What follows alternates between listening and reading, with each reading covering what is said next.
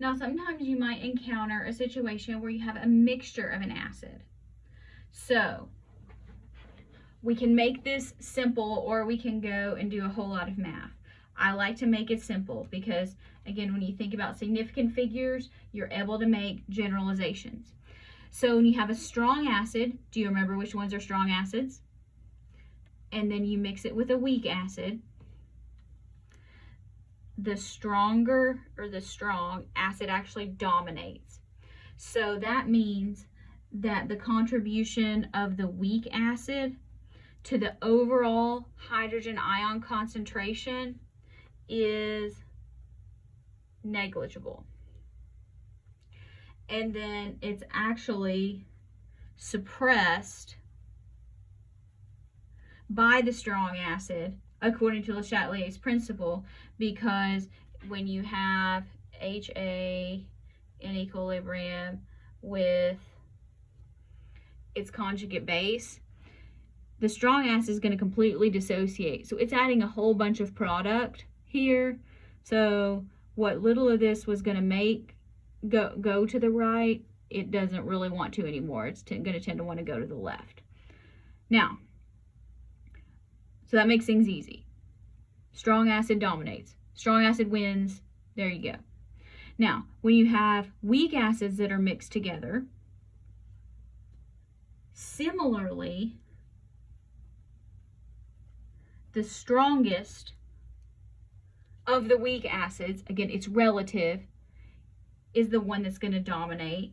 And so that means you want the one that actually has the highest Ka value. Now, you find the pH of a mixture, and it is hydrofluoric acid and hypochlorous acid.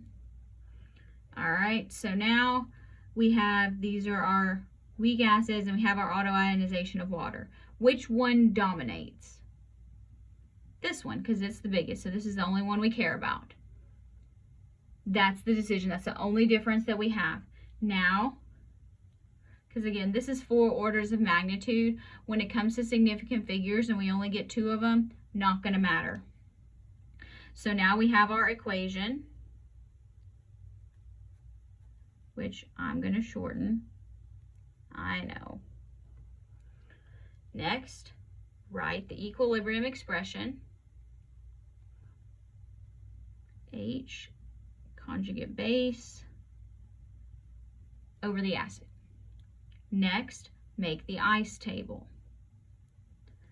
Our hydrofluoric acid is 0.3, approximately 0 and 0.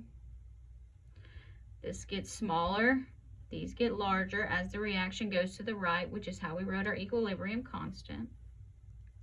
So 0.3 minus x, x and x. Now we need to plug it in. So Ka is 6.8 times 10 to the negative 4th equals x squared, 0.3 minus x. Can we use x as small?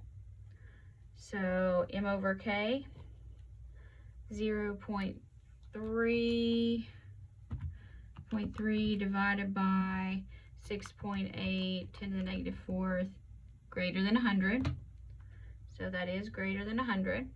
So x is small, makes things easy. So now that means 6.8 times 10 to the negative 4th, which is Ka, times our concentration of the acid, and take the square root. So x equals 0.014. What is the question asking us to find? The pH. pH equals negative log hydrogen ions. Do we know the hydrogen ion concentration? Yes, we do. It's equal to x. Negative log of 0.014. So pH equals, now that I did that, let's do negative log of that answer, 1.85.